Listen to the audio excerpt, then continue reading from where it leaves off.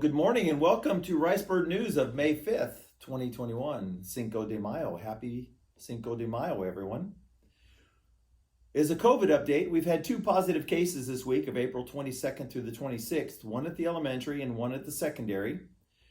As a district, we've continued with the mask mandate, and we continue with social distancing, hand washing, and many other mitigation measures. We are striving toward completing this year to contain the spread as much as possible so that we can return to normalcy as soon as possible. This week is Teacher Appreciation Week. We would like to personally thank you for being the decisive element, teachers, who brings joy, inspiration, humor, and healing to our students every day. Through this stressful COVID year, many things have changed, and uncertainty has been one of the few constants. You have successfully humanized our students and all individuals who are engaged with our schools. We would like to thank each of you for helping students become what they are capable of becoming. You deserve recognition more than just this week for engaging in what I believe is the most emotional and most influential occupation in America. This brings me to the Teacher of the Year.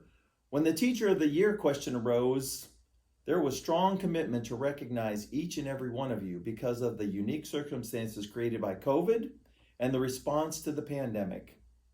It was impossible to identify and recognize just one person when each and every member of the district has exhibited excellence in response to these unprecedented circumstances. Therefore, El Campo ISD will nominate the entire teaching staff for recognition as Teacher of the Year. At Northside Elementary, they've been selected as the 2020-2021 School of Excellence for its use of Imagine Math Facts. This award represents the highest distinction in the Imagine Nation Customer Recognition Program. Be on the lookout for a new banner to be displayed outside Northside. The high school is end of course testing this week in biology, algebra, and U.S. history. In addition, they are also AP testing. Next week, STAR exams will begin throughout the district. 3rd, 4th, 6th, and 7th grade students will be testing in reading and math, 5th grade in reading, math, and science, and 8th grade in reading, math, science, and social studies. So remember to keep your kids, get them a good night's sleep as we go into big testing next week. The El Campo High School Choir Contest is May 10th at 7 o'clock in the El Campo High School Auditorium. And teachers, please refer to your email for details on cybersecurity and Schoology training. Regarding student recognitions, congratulations to the state champion dairy cattle judging team. Haley Peters was 7th high individual. Sydney Blair, 8th high individual. Mackenzie Till and Sarah Spitzmiller are also a member of this championship team. These girls will compete in the National Dairy Contest in October. El Campo Middle School student Aliska Shambera will represent El Campo as a national qualifier after placing 4th in the state in 2 separate events, Off the Grid and Career Prep. In Off the Grid, Aliska found solutions to a world problem, and in the Career Prep, she did a mock interview and a resume. So congratulations, Aliska. 9 of our athletes will travel to the state meet tomorrow, May 6th. Good luck to our Ricebirds as they represent us at state. The ladies softball team is playing Huffman Hargrave in the area playoffs on Friday at Tomball Memorial High School. Check out our website for ticket information. And our Ricebird baseball team will play Houston Fur in the first round of the playoffs Friday at 7 o'clock at Legacy Fields. No passes will be accepted. Also, please check our website for more details. I'm excited to have our next guest, so please welcome Greg Anderson.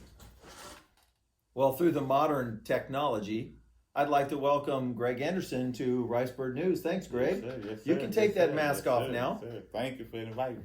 Yeah, well, thanks for being a part of Ricebird News. Yes, sir. It's really important for us to recognize the teachers with National Teacher Appreciation Week. So, as a board member, give us your perspective on the importance and significance of this National Teacher Appreciation Week. Well, first, I would definitely think it's very important that we recognize the teachers for this National Teacher Appreciation Week because the teachers play a significant role in our future.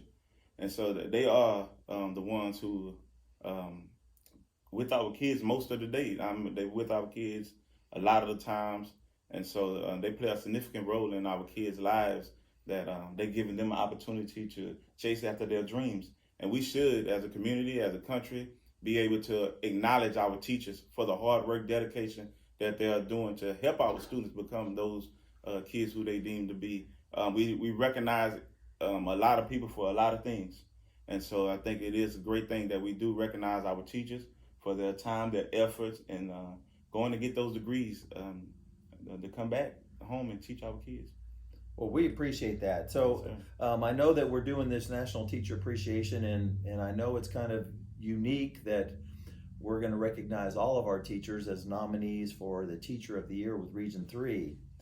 But is there anything that you'd like to say to the Ricebird Nation out there, to our Ricebird News audience, just about your experiences on the board and your experiences with the El Campo Independent School District? Well, my experience on the board has been great, has been awesome. My time has been very educational for me, for my family, and for my friends, and even for my community, the ones that are concerned and come and ask me questions. It's been very informative.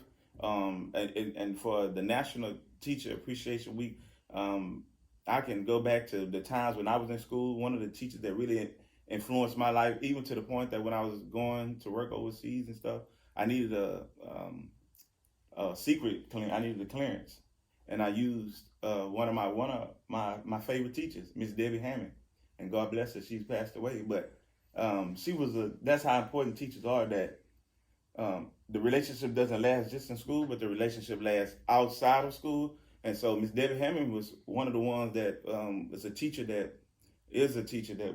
should always be appreciated. And so I'm thankful for her that I had the opportunity to know her and her family, Rocky. And so she was a very instrumental teacher in my life. And and then going on to what the community, for as a community, get involved in what the ISD is doing and what they're providing for our students.